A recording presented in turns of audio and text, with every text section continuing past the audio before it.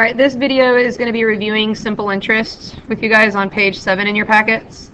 And real quick, just a couple of little vocab reminders that the letter I stands for the amount of interest, P stands for principal, which is the starting amount, R stands for the rate as a decimal, and T stands for the time, always in years. I want to remind you guys that interest can be a good thing if you're trying to save money. That's when you get extra money into your savings account. And interest can be a bad thing if you have borrowed money and you've taken out a loan, and interest means that you're going to have extra to pay back. So if you buy a car or buy a house, a lot of times you take out a loan for a down payment or things like that. Over the course of time, you have to spend a lot of extra money in interest. Another thing I wanted to review real quick off to the side with this visual model is that when we talk about time, it's always in years. So if a problem says something about 4 months, we're going to be plugging in a 1/3 because 4 months is a third of a year. For example, if something says how much interest is earned after 6 months, we're not plugging in a 6, we're going to be plugging in the 1/2 because 6 months is half of a year. Now for the skill examples right here, the work is already done for you. There's nothing for you to do in this section.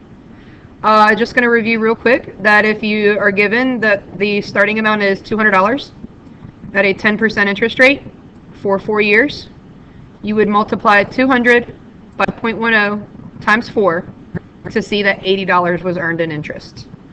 If you borrowed the money, then you would owe $80 in interest. For the second one, 250 at a 4% interest rate for half of a year. We plug in the 0.5 for the half of the year, and you can see that that would only earn $5 in interest. Alright, so these are just a couple of examples for you to review. The application example is a word problem that looks a little bit more similar to something that you've seen before. If you deposit $500 into a savings account for 10 years and the account pays you 6% simple interest, you're going to earn $300 in interest.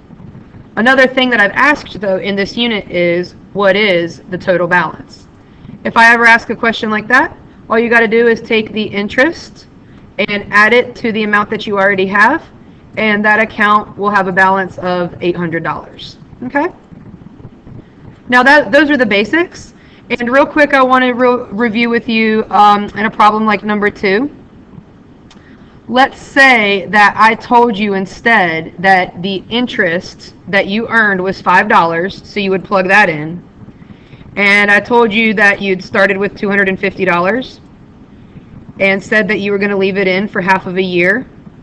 Find the rate. So just wanted to review real quick.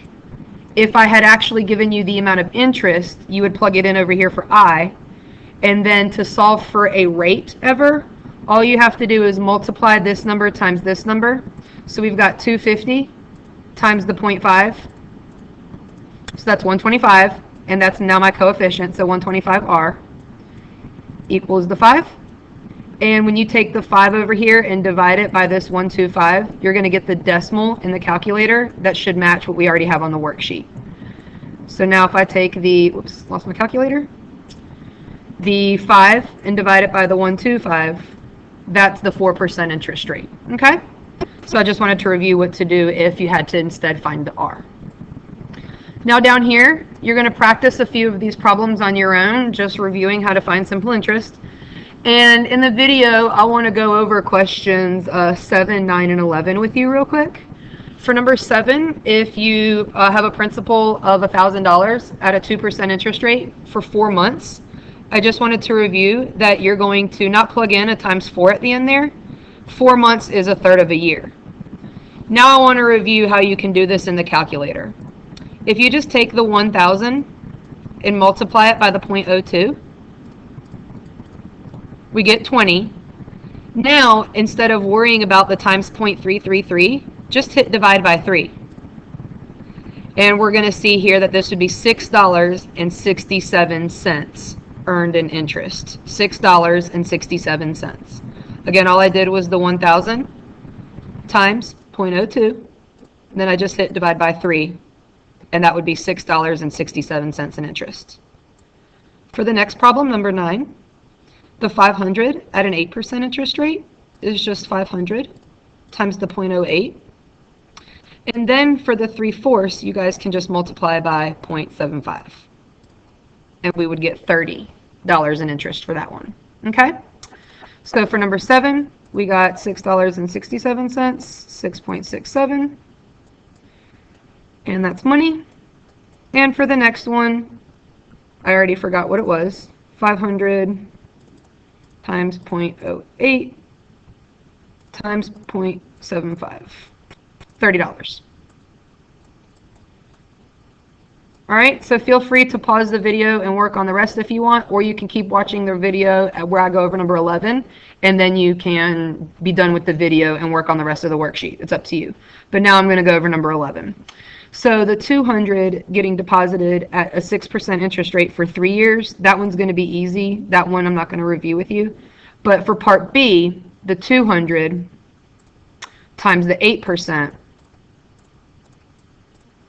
times the 18 months. 18 months is 1.5 years. So that's why you see times the 1.5 in the end. So that's 24. We get $24 here. Now, I do think it's worth it to check out the first one and then just compare which one would be a better deal. If you invested that same $200 into an account that had a little bit less interest, 6% less, but you're going to leave it in for longer. And so even though it's less interest, leaving it in for longer will earn you more money.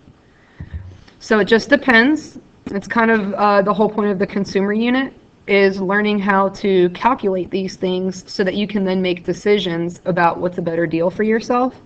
And in this situation, in this savings account, if you're trying to decide where you're going to earn more simple interest, it's going to be in the one that has a lower rate but leaving it in for longer. All right?